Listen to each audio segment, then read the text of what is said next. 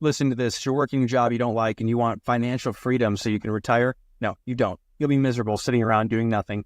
I love surfing and snowboarding and doing all stuff like that, but I'll go nuts and I won't enjoy it at all if I'm not also working on something meaningful.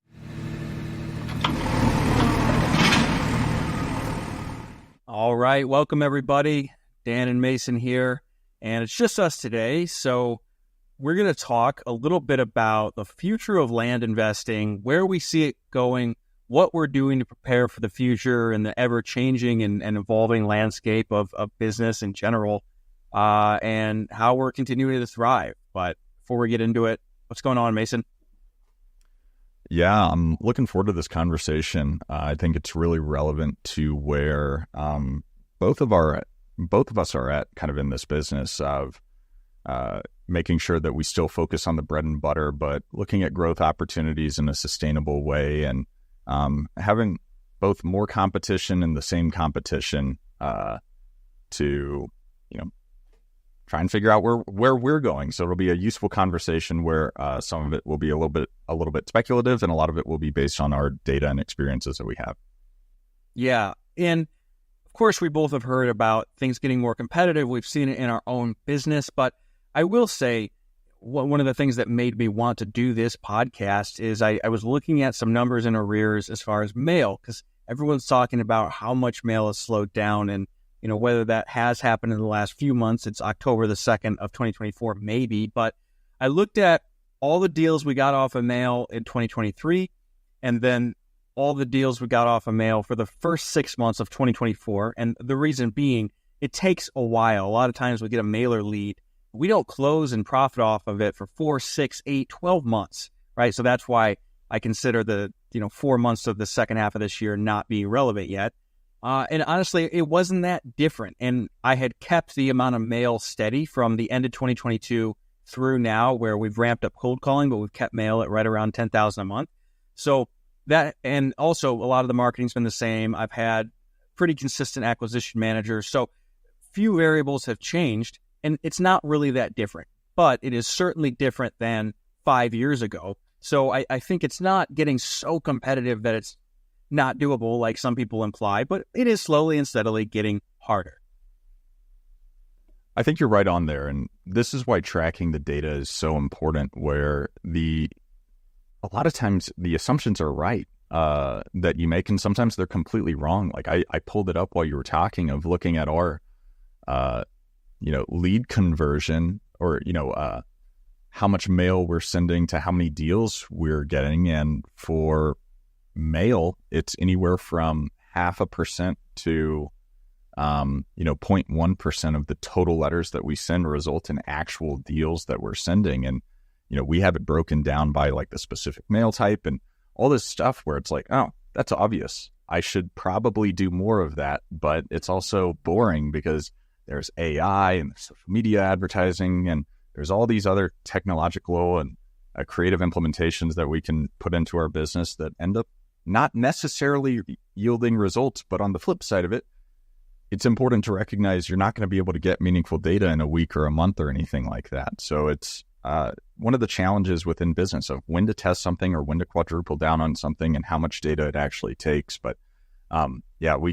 we'll spend a decent amount of time talking about marketing and some of the actual sales sides of things that potentially make this a long-term sustainable business. But Dan, where do you want to get started today for getting? Let me say one more thing on that. All that to say, because everyone's talking about, is it becoming unsustainably competitive? And no, not even remotely close. It's just, it was so easy 3 or 4 years ago, 5 years ago, that the standard set of send your first 1,000 mailers and make 40 grand is gone. And of course it's gone because that's ridiculously easy. That can't last forever. I will say you send enough mail and you will hit little, or neglected areas where that happens. I have a deal closing tomorrow we're going to make 30 grand on, where I think I sent 600 mailers. We got 2 more deals out of that mail, and that was just a lucky one because we're doing so many different areas. So anyways, all that to say, no, it's not too competitive. You can still absolutely get deals, and still much easier than other pieces of or going after other real estate assets direct to seller. Do you have anything to say on that? No, I think it's It's right on. And then I think where we can kind of frame the conversation in, we're going to have these themes of marketing throughout the entire conversation. But I feel like the focus of this show, at least where I think we're probably going to take it, is on the sustainability aspect of it. Because I think mail, at least for as long as we're going to be in business, is going to be one of the most effective channels of marketing for landowners. Yes, there's an aging population. We're talking about baby boomers a lot of the time, and a lot of those are the people that own it. But many baby boomers still have 20 to 30 years left on them. And a lot of the Gen Xers that we're buying from, still feel very comfortable using mail as a method to, potentially engage in a service or product-based business. I'm getting mail every day from all sorts of different businesses, from oil change places to window replacement and everything in between, including land offer letters. And the landscape is not so competitive that this method of marketing by any means is completed. But Dan, let's talking about this business, and maybe we can elaborate on what the entirety of this business is that we have versus the different niches within it that might have to expand as we grow to make sure that we're able to continue doing this business in 20 years. So what we do is we buy land at a discount and then we sell it at market value, sometimes on market, sometimes off market, sometimes to retail buyers, sometimes to builders, and sometimes we do some level of improvement to it. But Dan, add on to that. Yeah, I think the simplest analogy is think of what home flippers do, and we do that for land. So we create a large direct-to-seller marketing system for land. Sometimes it's simply assigning a contract. Sometimes it's buying it, reselling it on the market. Sometimes it's doing a subdivide, getting permits, clearing, little bits of improvement, all the way up to building a house and profiting on it. And I think the best iteration of the business involves some of each and every one of those strategies. But that's really it. It's just creating inventory that's not available by going direct to seller and then profiting off of it in a variety of ways, just depending on what the highest and best use is.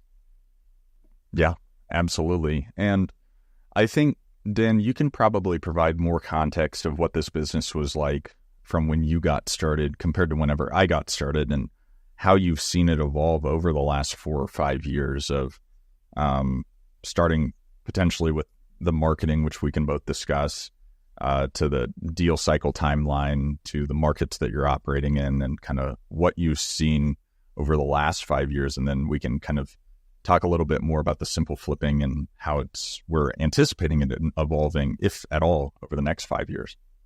Sure. So I don't remember if I sent any mailers in 2018. That's when I started buying rentals and learning about land and development towards the end of the year. But I know 2019, I started mailing consistently. And in hindsight, it was crazy, man. 100 mailers. Some of the first sets of mail I sent out were 100 mailers. And I would get significant responses. I'd get deals under contract. It just wasn't something a lot of people are doing the way that we are now. This is not a new business. My older buddy gave me a book from the 1960s on a version of this business, and that guy had been doing it since World War II. So it's not new. What is new is all the technology around it and the ease, pulling huge lists of data, sending a huge amount of direct mail, cold calling. That is all much easier than it used to be. And so this iteration of the business is new. And so, yeah, compared to 2019, 2020, 2021 even, it has gotten far more competitive. There was a while where I could send a few hundred mailers and make tens of thousands of dollars, and I had no idea what I had. Granted, I couldn't do that endlessly because there aren't millions of pieces of land in those markets I was in, right? I'd run out of lists or lots to mail, but it was very, very easy and less competitive. And like anything that is that way, it doesn't last forever. People get wind of it and more people move into the market, especially we dealt with COVID and then just a huge amount of cash pumped into the economy and all kinds of people talking about real estate because it went crazy, and then more people getting into land. And so it's become slightly more efficient here late 2024, but it's still much easier than other real estate assets. So just because it's not as easy as it was 5 years ago doesn't mean it's hard by any means. And I just want to use the analogy. I heard Ryan Pineda use this on a podcast recently where I used to watch baseball when I was a kid in the early 2000s, and if a pitcher was throwing in the upper 90s or even into 100, that was crazy. And I was getting my hair cut at Sports Clips recently, and they were all throwing at 100. It was crazy. That's become so much more normal. I've seen this with every sport. Mason loves golf, and he can speak to golf, where the average just gets better and better and better over time. It gets more competitive. And the same thing is true for business. You have to get better or you will get phased out. Absolutely. And yeah, I'm having fun going back and looking at certain campaigns and everything. And my first deal that I got came from a campaign of 445 letters. My next 5 came from a campaign that had 600 letters. And these were all blind offer purchase agreements. And this was in 2021 and early 2022 whenever I was getting those results. And just like what Dan was saying related to, I don't get results like this anymore. It takes a significant amount more mail, but I'm still getting results from using almost the exact same systems. But just like Dan is saying, of the technology is getting better, the resources are getting better, and to specify on the point and making sports analogies, whether it's baseball or golf, everyone seems like they're performing at a significantly higher level than they were 10, 20, 30, 50 years ago. Because of the technology available and the training resources that are out there where, there's 16-year-olds that are looking to get on the PGA Tour and are shooting in the 60s consistently on pro courses. And it makes sense because they've been playing golf and having trainers and having swing analysis and simulators at their house, and they're able to practice constantly. And that's something that technology is giving us that applies to business as well. With AI, you're able to 10x to 1,000x your productivity on things that you're doing. You're able to find trends and data that would take a master's or PhD in statistics that you can just plug into ChatGPT now. And so the systems that are available are getting more and more complex and more competitive, and which makes not necessarily, at least the way I view it, that we're gaining more competition. It's that the people that already are doing really well are getting more competitive. I think that humans have a tendency to be humans, and that's been the way it's been for the history of time, which is why it's funny to go back and look at, historical artifacts that are fascinating, where so many people find them like, oh, this crazy religious artifact or something like that. And, it ends up just being graffiti or something like that. And I think the point that I'm making there is that there's always going to be this application of the Pareto principle where 20% of the people that are operating this business are doing 80% of the deals. My concern on the competition side is the people that have dialed their systems down and are doing it really great now have the opportunity to become more efficient, more effective, and expand their reach to target areas that maybe work better for me. But Dan, kind of on that, with keeping with the old, but keeping up with the new. I think one last point that I want to make before I pass the mic off to you is we've been really targeting marketing kind of in our backyard of stuff that's close to us. And on the human nature component, I think it's really appealing for people to see that, oh, it's not some out-of-state company or something like that. I'm getting a call from a local guy that's going to go out and check the land out in person. And I think that's been getting us a lot more deals, just being able to say, yeah, I'm going to go drive your property today. And I'm doing that today, actually. I'm going meeting an owner at their property, which, creates a sense of rapport that you just can't develop in an online business because of that degree of connection. But I'll pass it back to you for a little bit. Yeah, so I think we did a good job of setting the stage and, making clear this is sustainable. The world's not over, and it's still a much better and easier business than many other going direct to seller for other real estate assets. So that's a good transition of one way to stay competitive. And so in my mind, there's kind of several items. So one is value add strategies. One is capital. One is market knowledge. And I would kind of put what Mason just said under market knowledge. So let's start there with market knowledge. Knowing the area better than everybody else, knowing every nuance of the regulation to the zoning to the street by street allows you and your team to negotiate with sellers and establish more credibility that other people cannot. I mean, a lot of times in some of the, speaking to what you said, where we're not there in person, we're virtual, but we have done so many deals that my guys will start spouting off street names where we just bought other lots. That just creates a confidence with the seller that other people don't have the ability to create, right? And number two, we get a lot of deals because we know the market so well. We see trends coming. So there's a Florida market in particular, one of the really competitive ones that you've all heard of, that we have done like a dozen deals this year because we know what was happening. There's a certain type of lot running out. All the builders wanted it. So we went and got a bunch of deals that weren't great on paper, but we knew the price was going up, and we made a really nice margin on all of them because we knew they were going to go up. And we've done that a lot of times in markets we know really, really well. So knowing markets and being the expert that knows what other people do not has gotten us a lot of deals and allows you to stay competitive.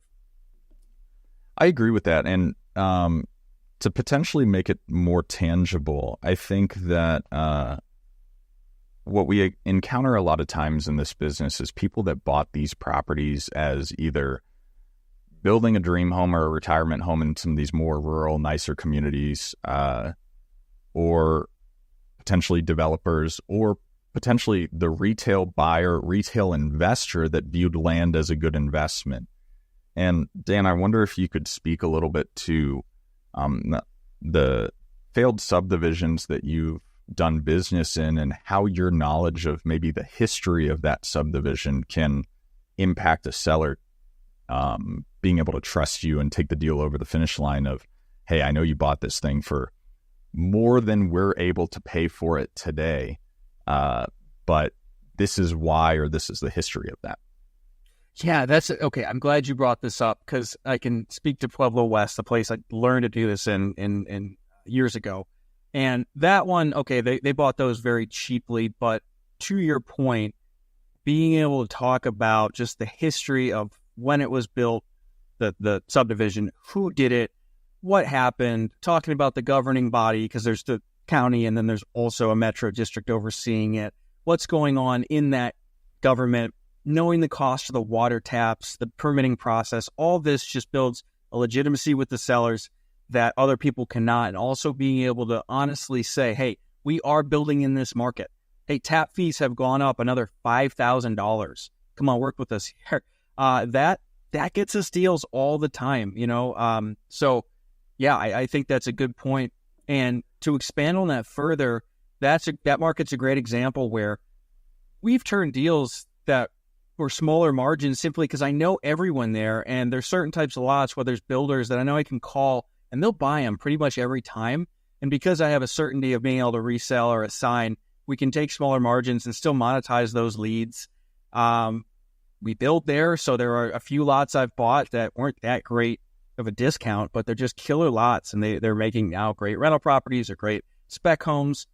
So there's a lot of advantages when you know a market street by street, where every water and sewer line is, both in negotiating with sellers and just ways that you can profit off of the lot. Yeah, and I think the main idea around that is the legitimacy of you as a business operator, of being able to say, look,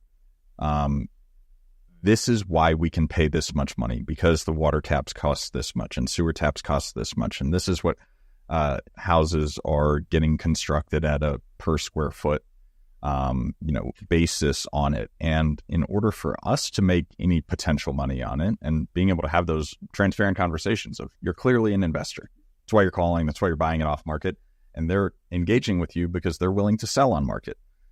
And being able to have those numbers at your disposal in the market that you're working in of, okay, if this land is designed to build a home on it, then the land can't be selling for so much that no one would be able to afford to buy the home that ends up getting built on it.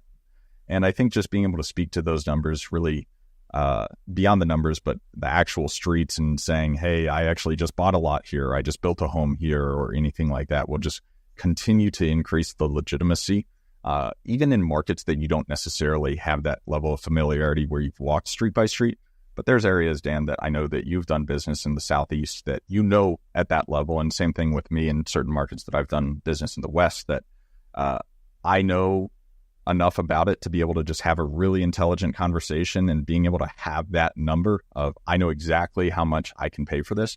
It just smooths the negotiation process, because I think going back to the human side of this business, like, people don't want to get jerked around. There's a lot of fear of scam, and just being able to have that knowledge, and potentially more knowledge than the seller about the land, I think creates a system of legitimacy that is actionable within your business in the markets that you're operating in, that is going to give you a greater ability to, operate this business for potentially decades.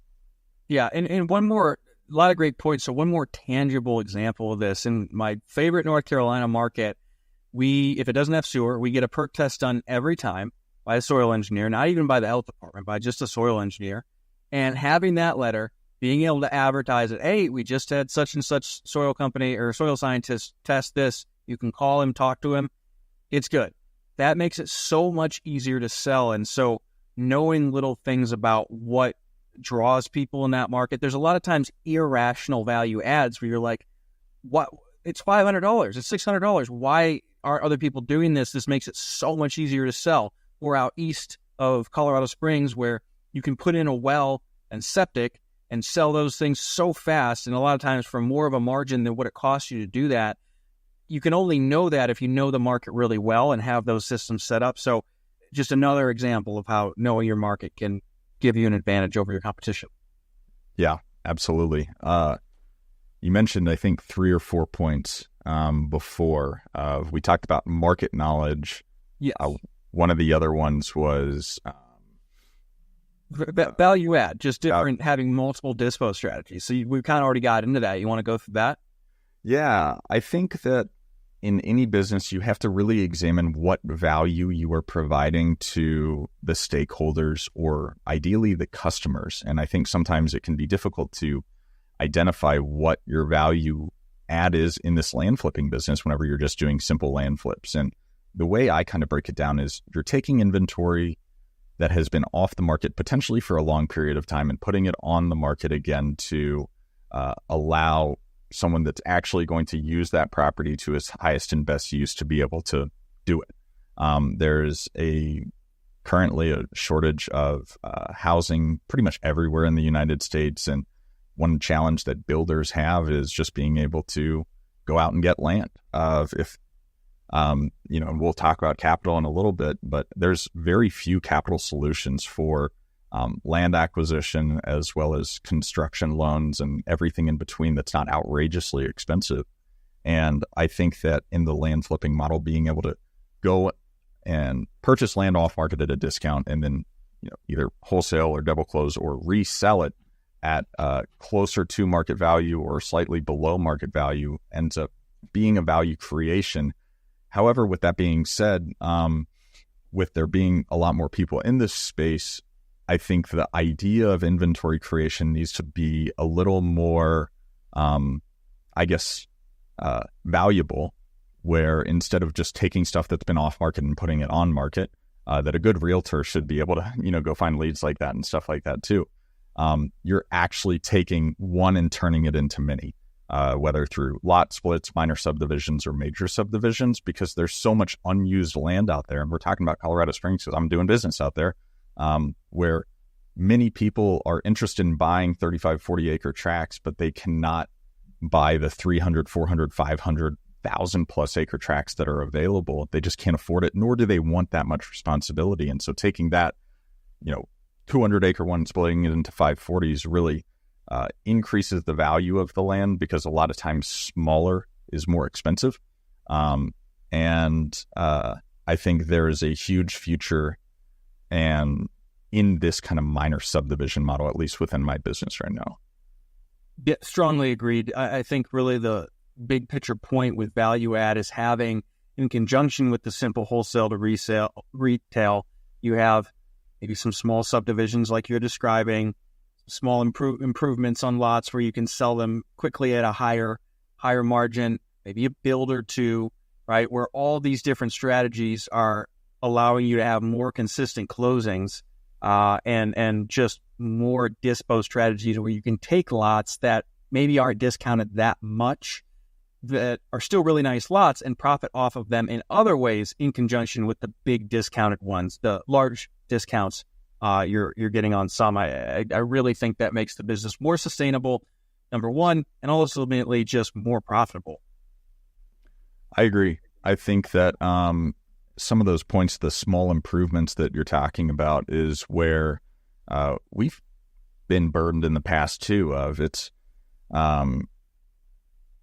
interesting how people work. It's interesting how builders work. Of sometimes where you know that they can go out and get a septic system installed or a well installed or complete a survey or do whatever it is that makes it so where the lot is truly shovel ready to start constructing.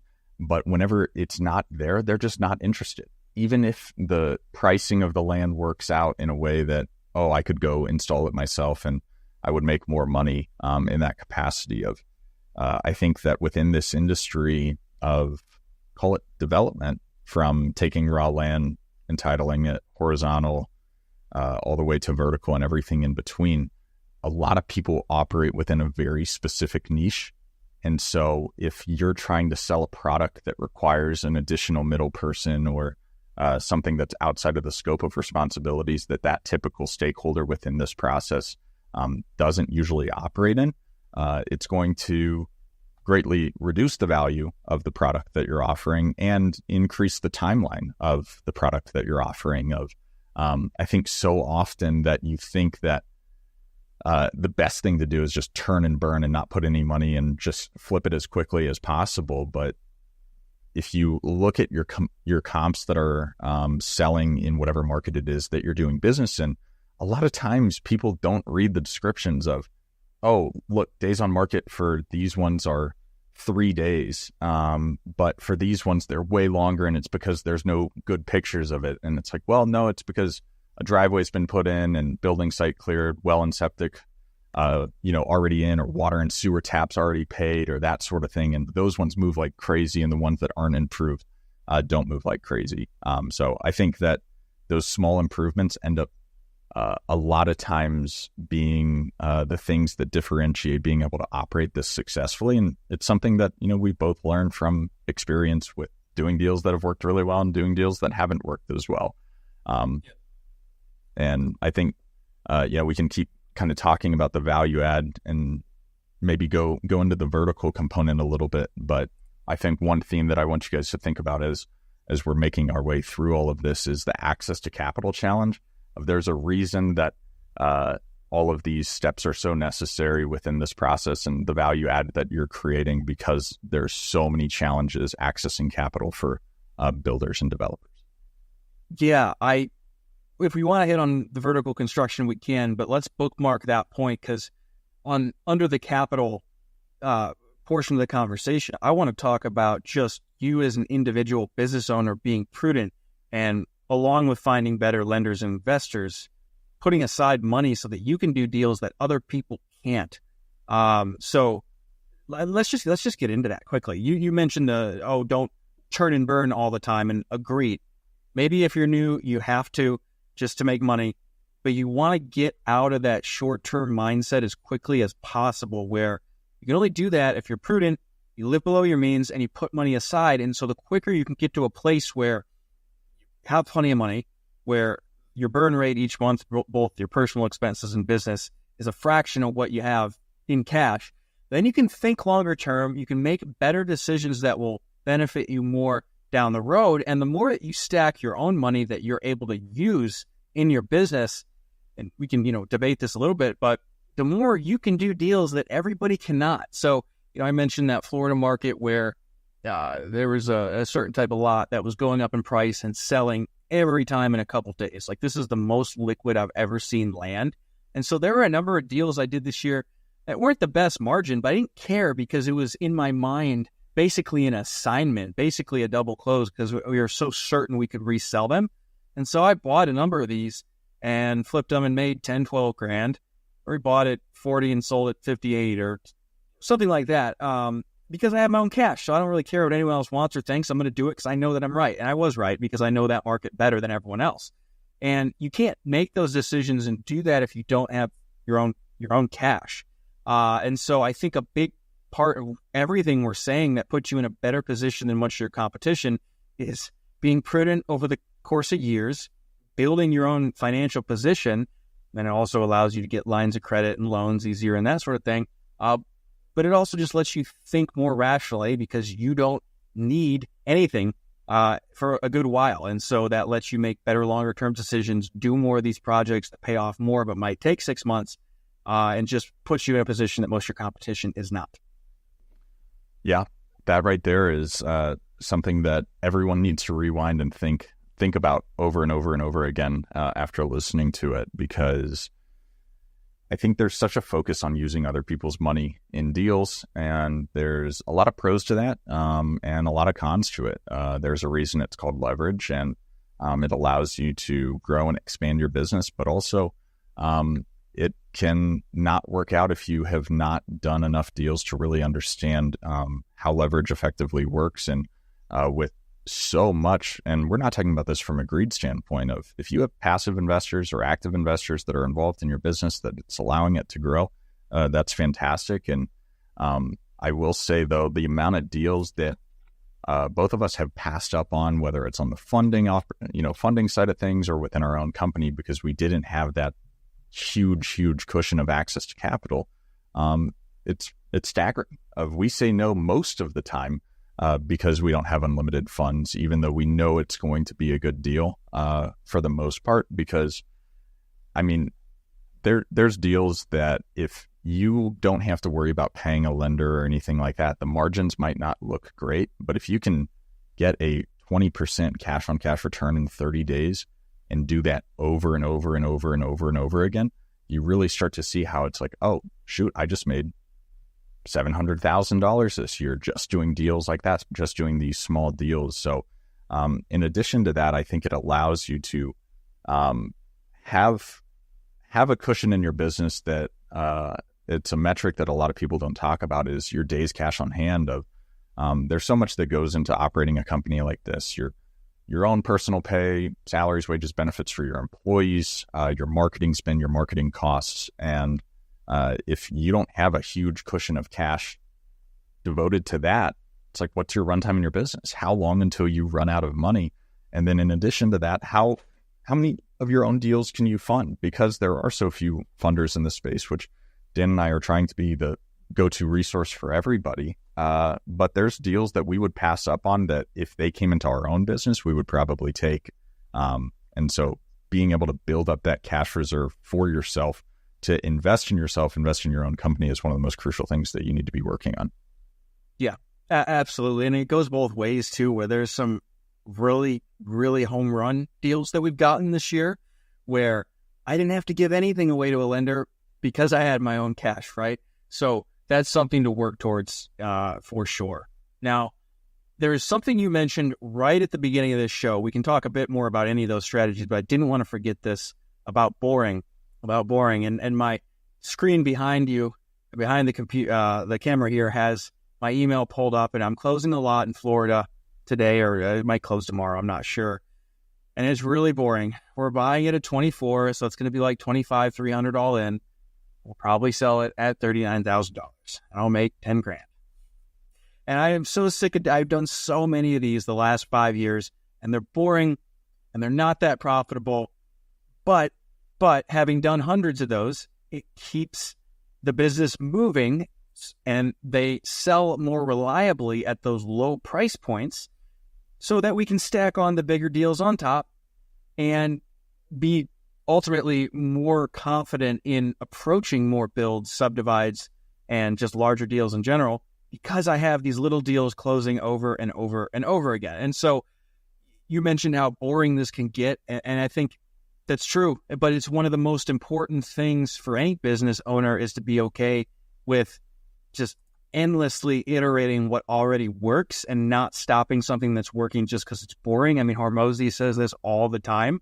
And, I'm almost 7 years in now, and I'm starting to see this more and more, where so many people, talented people who are doing well in something, shoot themselves in the foot because they're doing well at something, and then, now I'm going to wholesale houses, and now I'm going to be a realtor, and they never get traction with anything. Whereas if you just operate a boring business like ours for a couple of decades, you can suddenly be very wealthy. And so I think being able to tolerate the boring is very important. Agreed. And I think that the more you can do it yourself, the more you can nail the system down and get it figured out. Going back to kind of what we said at the beginning of like the semantics of this business, it's super boring. You're sending some form of marketing material, typically direct mail or cold calling or social media or whatever. You're getting leads in, you're have an internal sales team that's closing these leads, and then you're reselling these properties. And there's so much of this with technology that you can automate. You can't automate a lot of the personal aspects of this business, but you can automate just about everything else. And then you're able to go focus on the fun stuff. But it takes a lot of work, a lot of effort. And something you have to realize is it takes a lot more money to automate something because, Dan, and I know this is where some of the frustration comes in, Dan's still involved in this to a certain degree. He's the one signing the paperwork and reviewing the deals with his team, and he's done a great job training his current team to be able to manage so much of this themselves. But he's still going to the bank and going to the notary and doing all that stuff. And I'm not saying this in a negative way or anything like that. These deals create a huge amount of wealth for Dan that he's able to put in construction projects, rentals, and continue to buy deals. But the more you can focus on building that automatic business, that doesn't happen overnight, because it's taken years and years and years for Dan to get to the place where he knows this bread with like the back of his hand, and he gets deals in these markets because he's been operating in them for so long. And I think that right there is, you build a boring business and then you effectively learn how to delegate that business, and then you can potentially devote your time to build something new and exciting. And for a lot of us, it's new and exciting for just a moment.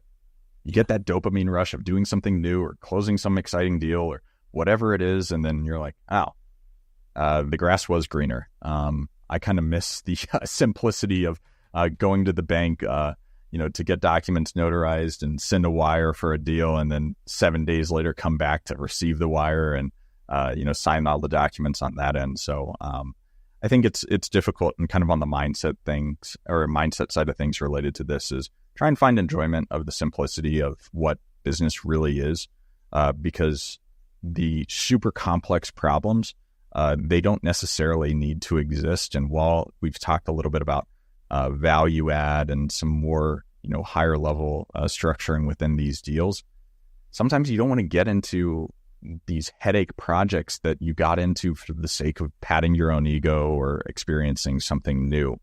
I think that, for us in what we've created with our fund, with the funding company, and with so much of what we've got going on, it's really good and really useful. And we're in like the painful growth side of it, which is, I'm sure we'll be grateful for in a decade. But there's also something nice of like, just like you, I'm buying one for 10 in Texas in the next week or two. And a realtor is saying, we'll sell it for 21. A few weeks later, he just sold a lot just like it. And God, it's boring. Like, I'm boring myself just talking about it. But it's good because that will pay for, a month of marketing right there. That'll get me 10 more of those.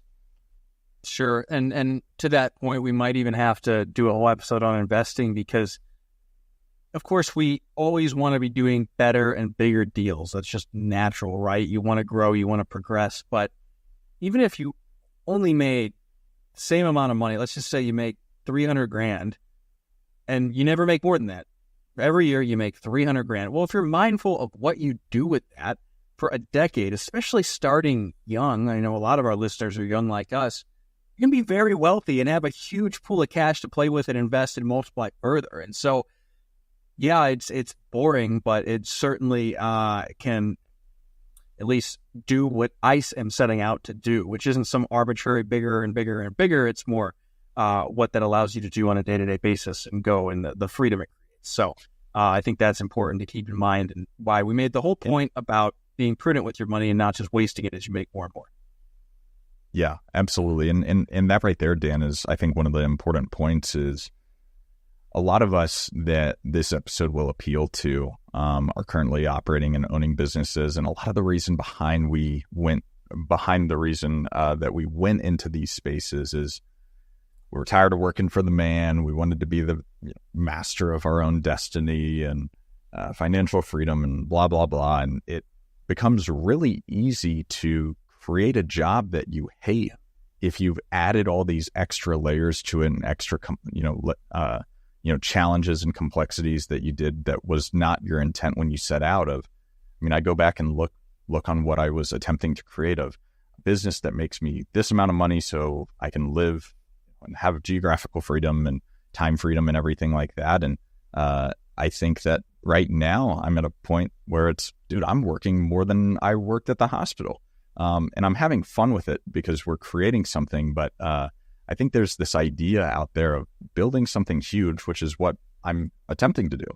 That's something that I'm passionate about, is building a huge company. And but it comes with a significant amount of challenges. It's not just this easy thing that can just happen. It takes a lot of consistent, boring action, and then compounding that consistent, boring action into something that is actually truly scalable, because you're creating a product or a service that adds value to all the customers involved in it. Yeah, a lot of good points there. The only thing I want to add is, on the flip side of that, if you're sitting there listening to this, you're working a job you don't like and you want financial freedom so you can retire, no, you don't. You'll be miserable sitting around doing nothing. I love surfing and snowboarding and doing all stuff like that, but I'll go nuts and I won't enjoy it at all if I'm not also working on something meaningful. So if you think that that's the end goal, I promise you it is not. So it's finding that middle ground where you have control over your time, your priorities can actually be your priorities, and you're working more on things that you like. If you're in business, there's always going to be bullshit you have to deal with, I promise, headaches all the time, but you can certainly reduce that and offload much of it at a certain point. But anyways, we ended up hitting on a lot today, Mason. Is there anything else you really want to say on any of this? No, I don't think so. I think this episode, we weren't 100% sure the direction it was going to take going into it, but I think we hit on the points that were the most important, is how to actually build a sustainable business within this space, which is getting good in a handful of areas and developing a boring system that is replicatable, that will succeed in the markets that you're operating in, and how important that specific market knowledge is, and then repeating it over and over and over again so you can pad your own bank account, so you can set yourself up for very, very long-term success, and not over leverage yourself, and be able to say yes to opportunities that make sense and say no to all the ones that don't. So I think this was fun. I think we hope that all of you listeners that made it to this point in the show found it useful. If you did, please like on Spotify, on YouTube, subscribe to our show, leave us comments, share it with your friends. Anything you do in that front helps, and give us feedback. Give us real feedback and commentary on what you want to see. But until next time, everybody, this is Mason McDonald and Dan Haberkost with the Big Picture Blueprint, signing off.